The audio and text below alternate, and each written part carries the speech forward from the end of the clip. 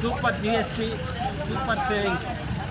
NDA ప్రభుత్వం GST 2.0లో తీసుకొచ్చినటువంటి సవరణల కారణంగా పేద మధ్యతరగతి కుటుంబాల్లో ప్రతి కుటుంబానికి కూడా నెలకి 5,000 నుంచి 20,000 రూపాయల వరకు కూడా ఆదాయం వచ్చే విధంగా ఈ యొక్క జిఎస్టీలో సంస్కరణలు తేవడం నిజంగా పేద మధ్యతరగతి కుటుంబాలందరూ కూడా ఎంతో ఆనందంగా ఉండారు ఈరోజు రాష్ట్రంలో కానీ దేశంలో కానీ. ఎందుకంటే ఈ సూపర్ జిఎస్టీ వల్ల ఏదైతే ఉప్పులు, పప్పులు, బ్రష్, పేస్టు, సోపు వేసుకునే బట్ట దగ్గర నుంచి ప్రతి ఒక్క దాంట్లో కూడా 18%, 12% కూడా 40% జిఎస్టీ తేవడం.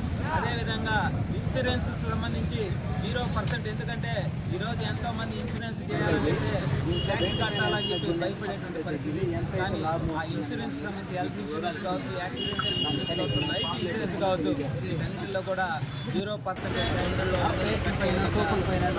తేవడం నిజంగా ఎంతో ఆనందించాల్సిన విషయం. అదేవిధంగా పిల్లలు వాడుకునేటువంటి బుక్స్ కావచ్చు, పిల్లలు కావచ్చు, పెన్సిల్ కావచ్చు, 8% ఉన్నది 7% ఇదేవిధంగా ఈ యొక్క అవగాహన కల్పించే విధంగా ఏదైతే సర్వేపల్లి నియోజకవర్గంలోని ఎన్డీఏ కూటమిలో భాగంగా జనసేన పార్టీ ఆధ్వర్యంలో ఈ యొక్క కార్యక్రమాన్ని ప్రతి చిన్న షాపుల దగ్గరికి వెళ్ళి ఈ జిఎస్టీపై అవగాహన కల్పించే విధంగా ప్రజలందరికీ తెలిసే విధంగా ఈ యొక్క కార్యక్రమాన్ని నిర్వహిస్తూ ఉన్నాం. ఎందుకంటే ముఖ్యంగా ప్రజలకు తెలియాలా, చిన్న చిన్న వ్యాపారస్తులకు తెలియాలా.